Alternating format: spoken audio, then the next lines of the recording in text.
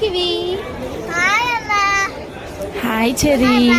ఇక్కడైతే మేము షాపింగ్కి వచ్చాము.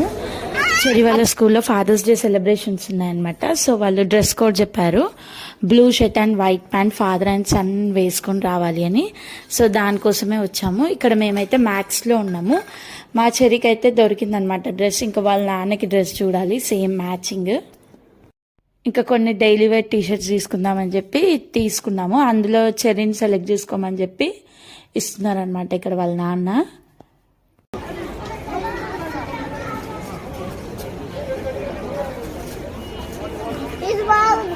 అది ఓకే, ఇంకొకటి సెలెక్ట్ చేయాలి.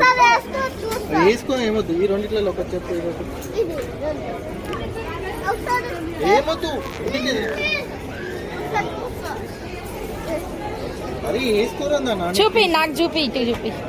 ఇట్లా పెట్టుకో, ఇట్లా దగ్గరికి పెట్టుకో వేసుకోరా. షాపింగ్ చేసి మా చెర్రీకి ఇవి అయితే అలసిపోయారని చెప్పి ఇంకా ట్రాలీలో కూర్చొని స్నాక్స్ తింటున్నారు. ఇంక ఈ టైంలో వాళ్ళ నాన్న కోసం షర్ట్ సర్చింగ్ అనమాట.